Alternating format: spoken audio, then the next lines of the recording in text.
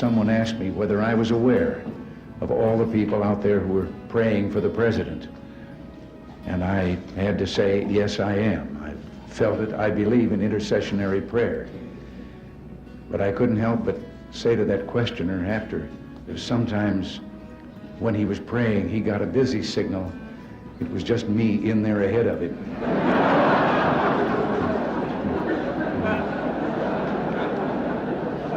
I think I understand how Abraham Lincoln felt when he said, I have been driven many times to my knees by the overwhelming conviction that I had nowhere else to go.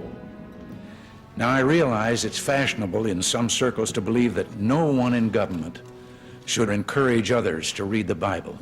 That we're told that we'll violate the constitutional separation of church and state established by the Founding Fathers in the First Amendment. The First Amendment was not written to protect people and their laws from religious values. It was written to protect those values from government tyranny. I've said that we must be cautious in claiming God is on our side.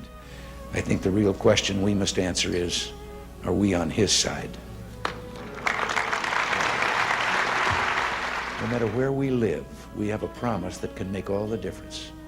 A promise from Jesus to soothe our sorrows, heal our hearts, and drive away our fears. He promised there will never be a dark night that does not end. Our weeping may endure for a night, but joy cometh in the morning. He promised if our hearts are true, His love will be as sure as sunlight. And by dying for us, Jesus showed how far our love should be ready to go. All the way. For God so loved the world that He gave His only begotten Son, that whosoever believeth in Him should not perish but have everlasting life. We all can recite.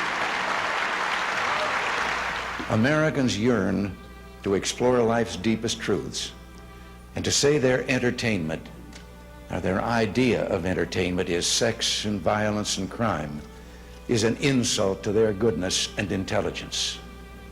We are people who believe love can triumph over hate, creativity over destruction, and hope over despair.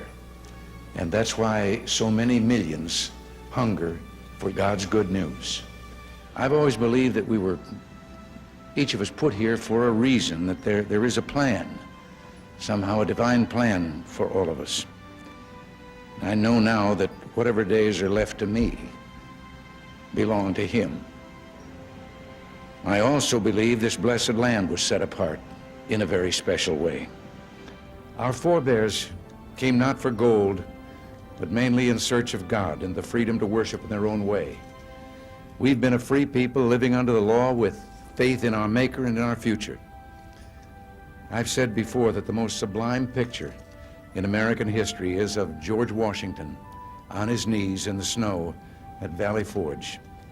That image personifies a people who know that it's not enough to depend on our own courage and goodness. We must also seek help from God, our Father and Preserver.